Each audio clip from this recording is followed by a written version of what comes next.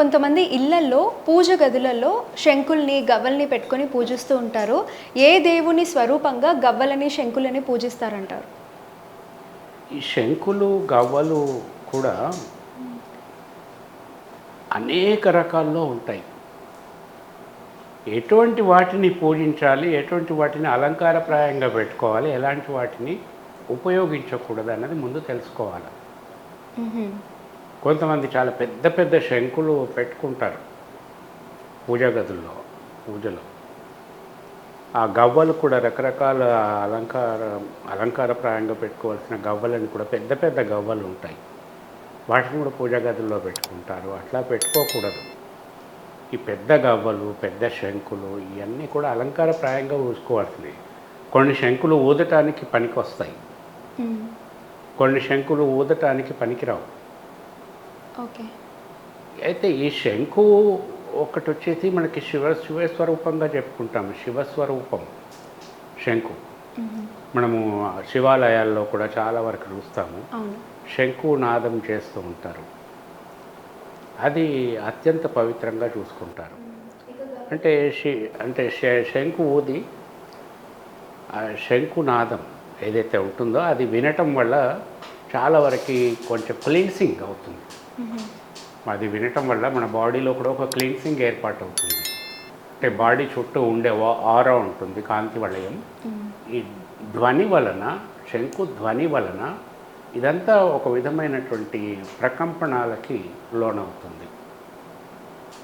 అందులో ఆరాలో ఉన్న చెడు ఏదైనా ఉంటే అది లుప్తమవుతుంది, వెళ్ళిపోతుంది అన్నమాట. ఆ శంకునాదము దానికి ప్రసిద్ధి. దూరంగా ఉండే వాళ్ళకి సందేశాలు ఇవ్వటానికి శంకునాదము ఉపయోగిస్తారు. ఇదివరకు అంటే శంకునాదము ఇక్కడ ఉన్న వాళ్ళకి తక్కువ వినపడుతుంది, కానీ అది చాలా దూరం విస్తరిస్తుంది.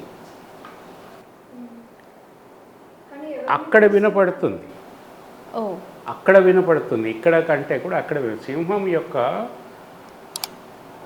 నాదం, సింహనాదం అంటారు కదా, సింహము గర్జించినప్పుడు వచ్చే శబ్దము చాలా దూరం వినపడుతుంది. అది అడవిలో, అది ఎక్కడో ఉంటుంది. ఒకసారి గర్జించడం ఎక్కడికో వినపడుతుంది. ఆ చుట్టుపక్కల అన్నీ కూడా అలర్ట్ అయిపోతాయి. శంకునాదం కూడా మనం ఎన్నో యోజనాల దూరం వినపడుతుంది అది ఓపెన్ ప్లేస్లో. అందుకని వార్తాహరులు కూడా శంకునాదం ఉపయోగించేవాళ్ళు. ఒక చోటు నుంచి ఇంకొక చోటికి ఒక కోడ్లో శంకుని ఊదటం, శత్రురాజులు వస్తున్నారేనో లేకపోతే ఇంకోటి సమాచారం అందవేయటానికి. క్షణాల్లో సమాధానం అంత సమాచారం వెళ్ళిపోతూ ఉంటుంది. అటువంటి శంకుల్ని మనం పూజ గదిలో పెట్టి చేయటం అనవసరం. కానీ పూజ గదిలో పూజ చేసే సమయంలో పూజలో ఒక భాగంగా శంకును ఊదటం ఒక ప్రక్రియ. అటువంటప్పుడు దాన్ని పూజ గదిలోనే పెడతారు, కానీ ప్రత్యేకించి దాన్ని తీసుకొచ్చి పెట్టుకోకూడదు. పూజ గదిలో పెట్టుకోవాల్సినవి ఏమిటంటే ఈ శంకులు చిన్నవి ఉంటాయి. ఆ చిన్న శంకులు కూడా దక్షిణావృతమైన శంకులు ఉంటాయి. శంకులో ఇట్లా లోపల తిరిగి ఉంటుంది కదా, అది దక్షిణానికి తిరిగి ఉంటుంది. దాన్ని దక్షిణావృత శంఖాలు అంటారు. గవ్వల్లో చిరు గవ్వలు ఉంటాయి, చాలా చిన్న చిన్నవి. అది ఎంత అంటే ఒక 1/2 సెంటీమీటర్ టు 1 సెంటీమీటర్ లోపలే ఉంటాయి. సెంటీమీటర్ నేను చెప్తున్నా, ఇంచు కూడా కాదు. 1 సెంటీమీటర్ టు 1.5 సెంటీమీటర్ 2 సెంటీమీటర్స్ లోపలే ఉంటాయి చిన్న గవ్వలు. అట్లాగే చిన్న శంకులు, వీటిని లక్ష్మీ గవ్వలు, లక్ష్మీ శంకులు అంటారు. ఇవి మీరు పూజా గదుల్లో పెట్టుకోవచ్చు. ఆ లక్ష్మీ శంకు ఏదైతే ఉంటుందో ఆ శంకుని మనము అక్కడ భగవంతుడి కోసము అమర్చినటువంటి జలం, పూజ తర్వాత అది తీర్థమవుతుంది. ఆ జలముని లోపల ఈ శంకును 10-11 సార్లు ముంచటం తీయటం. అది శంకులో వచ్చిన నీళ్ళు మళ్ళీ అందులోనే పోస్తూ ఉండాలి. శంఖంలో పోస్తే కానీ తీర్థం కాదంటారే అది. ఆ శంఖంలోకి వచ్చిన నీళ్ళు మళ్ళీ అదే నీటిలో పోస్తూ ఉండాలి, మనం తీర్థం కోసం పెట్టుకున్న దాంట్లో. ఆ నీరు అప్పుడు శుద్ధి అవుతుంది. లక్ష్మీ గవ్వలని మీరు మందిరంలో పెట్టుకొని పూజించవచ్చు, చిన్నగా ఉంటాయి. వీటిని మీరు ఉపయోగిస్తే ఫలితాలు అద్భుతంగా ఉంటాయి. సాధారణంగా చాలా అప్పుల్లో ఉన్న వాళ్ళు ఉంటారు.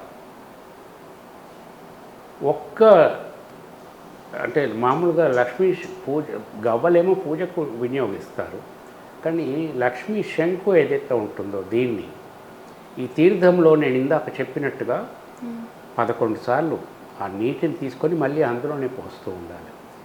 ఈ ప్రక్రియ చేసి మామూలుగా చేసుకునే పూజలన్నీ చేసుకొని ఆ తీర్థాన్ని సేవించటం, ఇట్లా చేస్తే లక్షల్లో ఉన్న అప్పులు కూడా తీరిపోతాయి. దీంట్లో అసలు 100% ట్రూ ఇది. ఇందులో కల్పించి చెప్పేది ఏమీ లేదు, నేను చెప్పను కూడా, అనుభవంగా చెప్తున్నా. ఎంతోమంది ఇట్లా అప్పుల్లో నుంచి బయటపడ్డ వాళ్ళు ఉన్నారు. దక్షిణావృత శంఖాన్ని పూజ గదిలో పెట్టుకొని ఇట్లా చేసినట్లయితే వాళ్ళకి చాలా బెనిఫిట్స్ ఉంటాయి. ఆరోగ్యపరంగా ఉంటాయి, ధనపరంగా ఉంటాయి, కుటుంబపరంగా ఉంటాయి. కానీ అది దొరకాలి, కొంతమంది దగ్గరే ఉంటాయి. అంటే షాప్లలో ఈజీగా దొరకవా? అంత ఈజీగా దొరకవు, ఉంటాయి.